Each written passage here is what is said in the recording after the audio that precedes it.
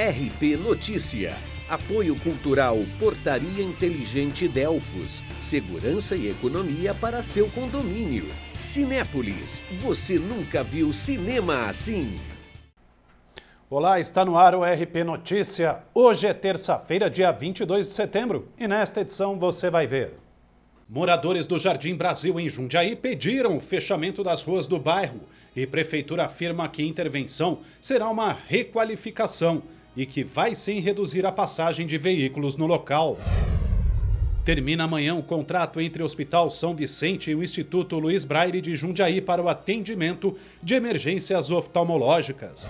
E ainda, conscientizar os motoristas sobre o trânsito seguro e transformar as crianças em multiplicadores. Esses são os objetivos de um programa de melhoria no trânsito do estado de São Paulo. Esse e muito mais em instantes, aqui no RP Notícia.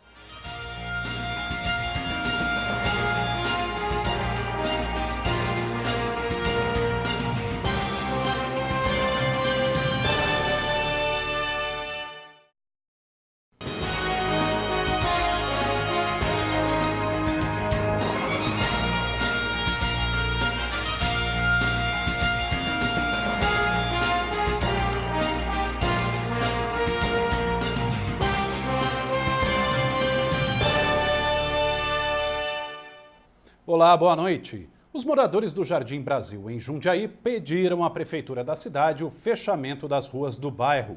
Hoje, a secretária de Planejamento e Meio Ambiente, Daniela da Câmara Sutti, falou à reportagem do RP Notícia sobre o projeto para o local. As secretarias de Planejamento e Meio Ambiente e de Transportes vêm há aproximadamente 2 anos estudando medidas para diminuir os impactos causados pela passagem de veículos indiscriminada nos bairros residenciais de Jundiaí.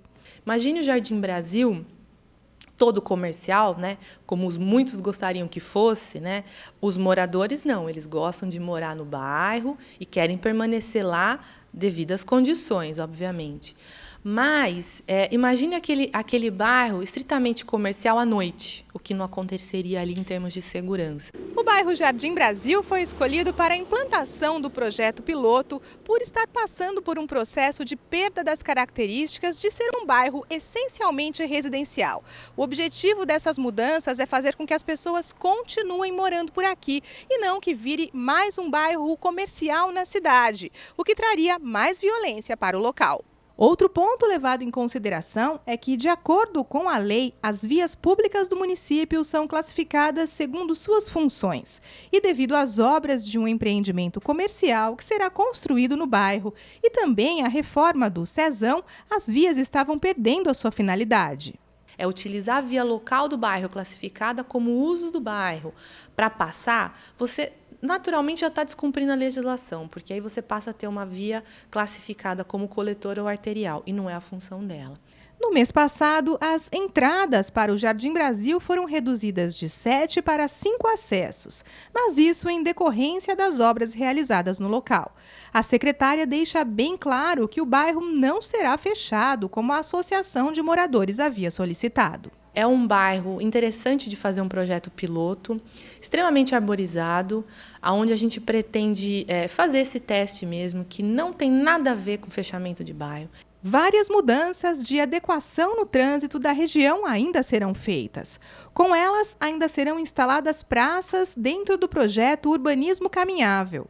Todas as alterações estão dentro do plano de reabilitação do centro de Jundiaí. Havendo realmente depois um teste de que melhorou a qualidade de vida, não influenciou de forma negativa no entorno, muito pelo contrário, só trouxe aspectos positivos, isso testado e aprovado, por que não discutir com a sociedade nesse sentido? Mas, eu repito, não é qualquer indício de fechamento de bairro, o qual nós somos totalmente contrários. E 2 representações foram protocoladas no Ministério Público de Jundiaí no dia 2 de setembro, questionando o fechamento de ruas e avenidas dos bairros Ana Maria e o Jardim Brasil, que foi o que você acabou de ver. A denúncia foi feita pelo PCB de Jundiaí e se baseia em uma lei federal que impede que a administração pública coloque obstáculos a fim de dificultar a entrada e a saída de veículos nos limites externos de bairros. O denunciante alega negligência da Prefeitura de Jundiaí e que o fechamento se constitui num atentado contra o direito de ir e vir do cidadão. O Ministério Público ainda não se manifestou. O contrato entre o Hospital São Vicente de Paulo e o Instituto Luiz Braille se encerra amanhã, dia 23. Mas o novo local, que realizará atendimentos de urgência e emergência oftalmológico em Jundiaí, passa a ser o HDO, o Hospital Dia Oftalmológico. O superintendente do Hospital São Vicente de Paulo, junto com o secretário de Saúde de Jundiaí, estiveram no Hospital Dia Oftalmológico, na Vila Progresso, para conhecer a estrutura e formalizar o convênio com o local. A partir de quinta-feira, os atendimentos de urgência e emergência oftalmológicas começam aqui no HDO. Serão cerca de 1.500 por mês. E lembrando que no Braille continuam as consultas e as cirurgias eletivas, marcadas nos postos de saúde. Nós tínhamos convênio com o Braille e a gente numa renegociação no qual eles queriam aumento. Nós, como entidade filantrópica, também não tínhamos condição de dar esse aumento, porque nós não recebemos aumento nenhum da tabela. Então ele nos mandou uma notificação de que em 30 dias estaria encerrado o contrato. O parceiro ideal que encontramos, quando do ponto de vista técnico, de acomodações, depois da avaliação da estrutura, né, tecnológica, então a gente resolveu fechar o convênio com a HDO. O secretário de Saúde informou que haverá um aumento de 25% nos procedimentos realizados, com um custo menor do que era o antigo convênio com o Instituto Braille, para os atendimentos de emergência. Ele ressalta que as mudanças serão benéficas à população. Nós levantamos a capacidade técnica da instituição junto ao Ministério da Saúde e são muito bem avaliados frente a isso. É um espaço muito melhor, muito mais confortável, que irá atender a população, muito mais resolutivo, que conseguimos também ampliar pelo mesmo, por um valor ainda menor, ampliar o número de procedimentos que vamos realizar. Então vai ser um serviço mais resolutivo que vai atender urgência, emergência e procedimentos cirúrgicos, né? Procedimentos até cirúrgicos mais graves, como por exemplo o descolamento de retina. Já o diretor administrativo da instituição fez questão de apresentar toda a estrutura do local, com salas cirúrgicas e consultórios, que estarão à disposição da população. Nós temos uma infraestrutura capacitada, de resolutividade. Eu acredito que com essa mudança todos venham a ganhar com relação a essa mudança e esse novo atendimento. O HDO fica na rua Joaquim Marques Lisboa, número 26, na Vila Progresso, em Jundiaí. E no próximo bloco aqui do RP Notícia, você vê que em Campo Limpo Paulista, a Prefeitura vai abrir período para que os aposentados e pensionistas requeiram a isenção do pagamento do Imposto Predial e Territorial Urbano, IPTU. Voltamos já.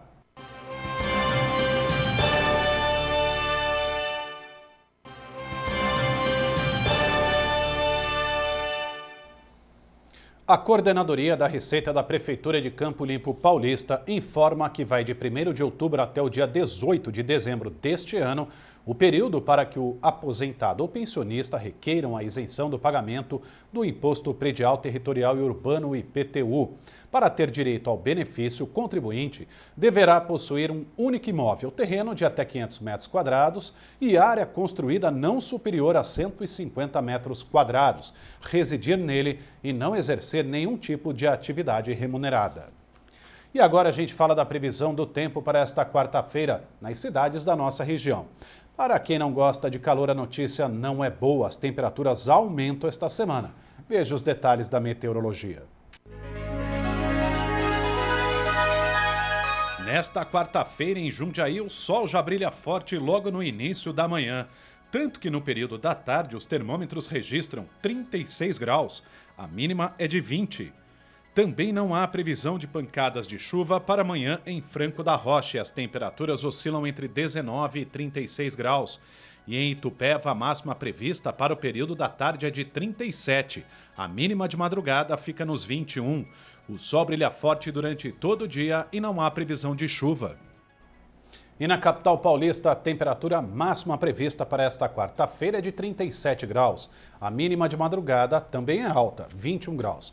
De acordo com a meteorologia, o sol brilha forte durante todo o dia e também não há previsão de pancadas de chuva para amanhã.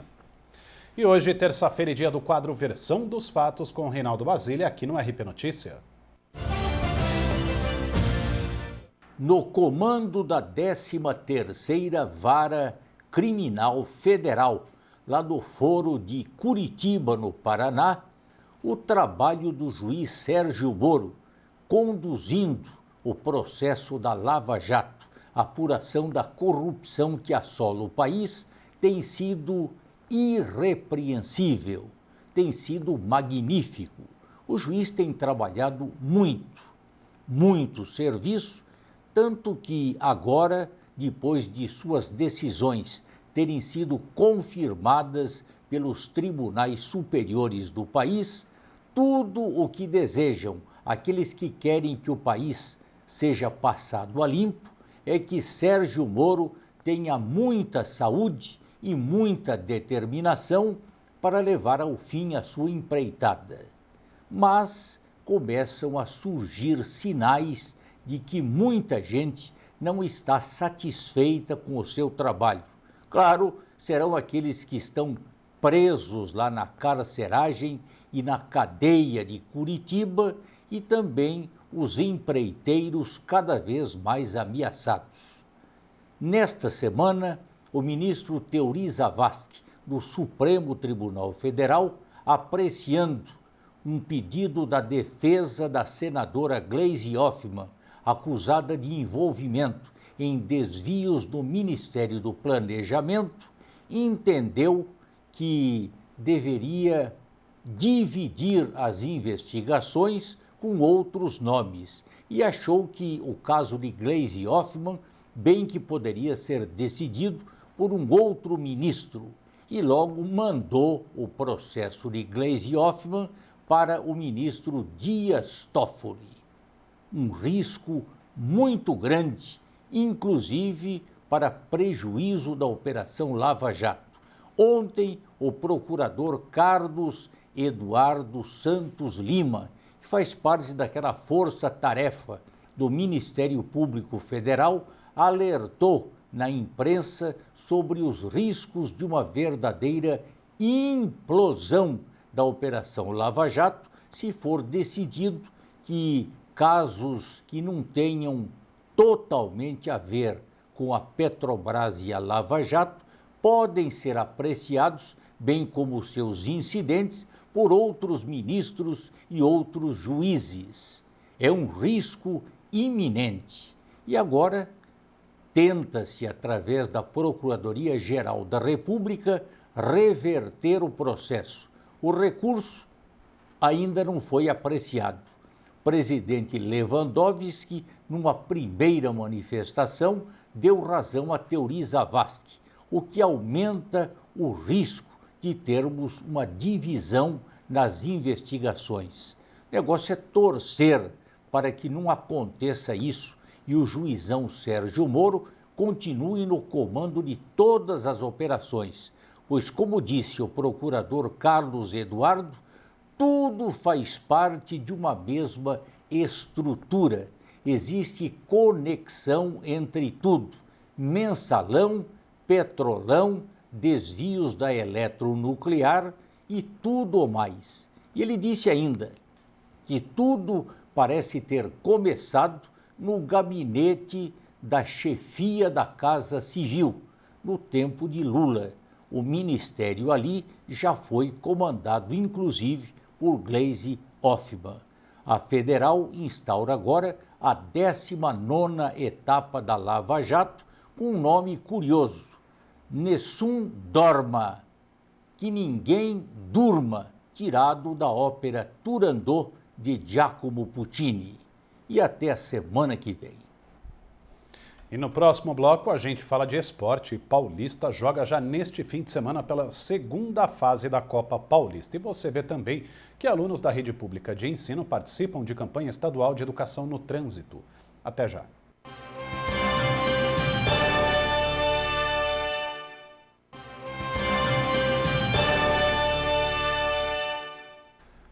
Agora a gente fala de futebol aqui no RP Notícia. O Galo de Jundiaí se classificou em segundo lugar para a segunda fase da Copa Paulista e se prepara para jogar com um novo regulamento.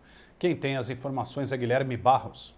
O Paulista jogou a última rodada da primeira fase da Copa Estadual, já classificado, sabendo quem serão os próximos adversários. Perdeu para o Ituano em Itu, no estádio Novelli Júnior, neste domingo, por 2-1, mas se garantiu na segunda colocação do grupo 3 da Copa Paulista e agora vai integrar o grupo 7, ao lado do Nacional, o Rio Branco de Americana e a Penapolense.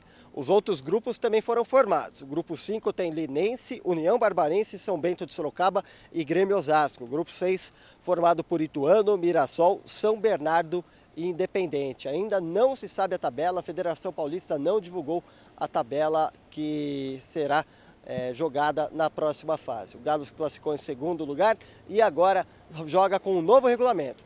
Todos os 2 primeiros colocados de cada fase, além dos segundos melhores terceiros colocados, ou seja, de 12 times divididos em 3 grupos, 8 se classificam para quartas de final após esta rodada. Os grupos são jogados todos, turno e retorno, né, os grupos entre si, então são as 6 rodadas até as quartas de final.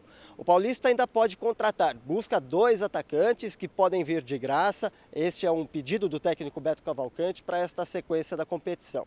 De Jundiaí, Guilherme Barros para o RP Notícia. E na próxima fase começa já neste fim de semana. Como o Guilherme disse, o Paulista está no grupo 7, ao lado do Rio Branco, do Nacional e também Penapolense. E a federação divulgou os jogos. O Paulista joga neste sábado, às 4 horas da tarde, contra o Rio Branco, em Jundiaí. Conscientizar os motoristas sobre o trânsito seguro e transformar as crianças em agentes multiplicadores. Estes são os objetivos do programa realizado com alunos de escolas públicas em todo o estado de São Paulo. Logo cedo, eles já estavam lá fazendo a sua parte. Os alunos de escolas públicas que integram o Programa de Educação para o Trânsito e Meio Ambiente Estrada para a Cidadania, realizado pela concessionária que administra o sistema Anhanguera Bandeirantes, conscientizavam os motoristas que passavam pelo posto de serviços na rodovia. A atividade integra as ações da concessionária durante a Semana Nacional de Trânsito. Eu acho que essa é a nossa preocupação, sabe? A gente tem que formar cidadãos conscientes desde o começo, né? Não são coisas que se aprende pontualmente, são coisas que se exercita durante a vida. Então, ter uma consciência no trânsito, saber que é uma atitude coletiva, não é só o outro que tem que fazer, ou só eu tenho que dirigir, eu tenho que respeitar o outro, eu tenho que respeitar os limites. É muito importante. As crianças conversaram com os motoristas e entregaram cartinhas escritas pelos próprios alunos com dicas de segurança no trânsito. No 4º ano, as crianças faziam umas cartinhas com dicas sobre trânsito, que eles aprenderam no decorrer do ano, dicas sobre trânsito para os motoristas. Então, eles vêm aqui hoje para distribuir e falar com os motoristas. Essas cartinhas também são distribuídas no pedágio. E aqui a gente tem algumas outras atividades. Eles conhecem uma viatura do resgate para entender como é que funciona, que tipo de cuidados que a gente tem que ter. A gente faz uma atividade lúdica lá dentro, que eles fazem um cestinho para carro, sabe? Saquinho de carro com a Estrada dos Sonhos, para já refletir sobre isso. O que a gente quer para um futuro melhor. Quem recebeu a carta poderá respondê-la ao aluno por meio de outra carta ou e-mail, que busca sensibilizar os usuários das rodovias sobre a importância de respeitar as leis de trânsito. Eu fiz um poema e a gente estava explicando para eles que a gente está participando de uma blitz e que estamos entregando uma cartinha para todos eles. Esperamos que todos eles respondam para nós. Desenvolvido em 230 escolas, o programa Estrada para a Cidadania mobiliza em média uma legião de 40 mil alunos e outros 1.600 educadores. O programa está implantado em 15 cidades. O grupo de alunos de hoje veio de Louveira. A gente está trazendo hoje para fechar esse projeto, essa entrega das cartinhas que eles escreveram na sala de aula, né? A gente fez todo um trabalho em cima disso e hoje esse final do projeto é eles entregando a cartinha para os motoristas, está sendo bem legal. É uma coisa que fecha com chave de ouro o projeto para a educação para o trânsito, né?